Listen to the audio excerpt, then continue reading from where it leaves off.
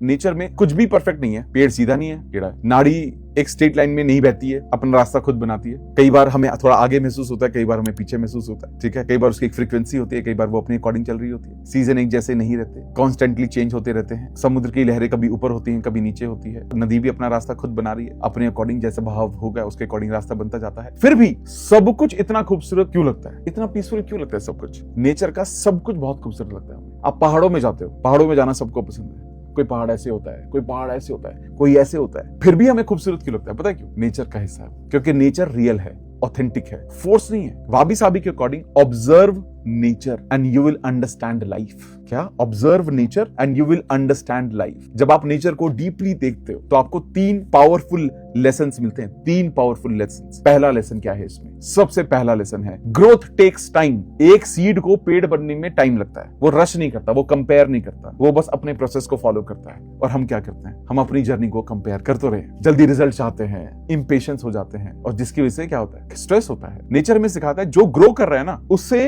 Time लगेगा और वो ठीक है। दूसरा इंपॉर्टेंट लेसन इसमें क्या देता है? Every phase has a purpose. पतझड़ में पेड़ों से पत्ते गिर जाते हैं, उसके बावजूद भी वो पेड़ मरता नहीं है, वो प्रिपेयर कर रहा होता है नेक्स्ट ग्रोथ के लिए, अगले मौसम के लिए। वैसे ही लाइफ में भी ऐसे ही फेज आते हैं। जब सब कुछ रुकता है तो लाइफ स्लो लगती है, हमें ब्रेकडाउन जैसा फील होता है कि सब कुछ खत्म हो गया। लेकिन वाबी साबी के अकॉर्डिंग ये ब्रेकडाउन नहीं है, ये प्रिपरेशन है, तैयारी है। हर फेज आपको शेप कर रहा है, याद रखना इस बात को। तीसरा लेसन, फ्लो डोंट फोर्स। नदी कभी फाइट नहीं करती है रास्ते के साथ। जो नदी जब चल रही है रास्ते के साथ लड़ती थोड़ी है, वो फ्लो करती है, बहती है। अगर पत्थर आ रहा है तो वो उसके आजू बाजू से निकल जाएगी। लेकिन हम क्या करते हैं? हम लाइफ को कंट्रोल करना चाहते हैं, हर चीज को अपने हिसाब से चलाना चाहते हैं, और जब वो नहीं होता है तो फ्रस्ट्रेशन होती है। नेचर हमें सिखाता है फोर्स से ना रेजिस्टेंस आता है, और फ्लो से पीस आता है, शांति आती है। जैसे बहुत खूबसूरत बात कही गई है, nature brings you back to yourself. Nature brings you back to yourself. जब आप नेचर के बीच होते हो, जैसे किसी पार्क में, पहाड़ों में, किसी बीच पर, खुले आसमान के नीचे, तब आप ऑटोमेटिकली स्लो हो जाते हो। आपकी ब्रीदिंग शांत हो जाती है, शैलो ब्रीथ से डीप ब्रीथ अपने आप हो जाती है, थॉट्स स्लो हो जाते हैं, एक साइलेंस क्रिएट हो जाता है, और उस साइलेंस में आप अपने रियल सेल्फ को फील कर पाते हो। नेचर के साथ टाइम स्पेंड करना कोई लग्जरी नहीं है, ये आज के युग में नेसेसिटी है। क्योंकि जब आप डिस्कनेक्टेड होते हो नेचर से, तब आप डिस्कनेक्टेड हो जाते हो अपनी सारी नेचुरल स्टेट से भी।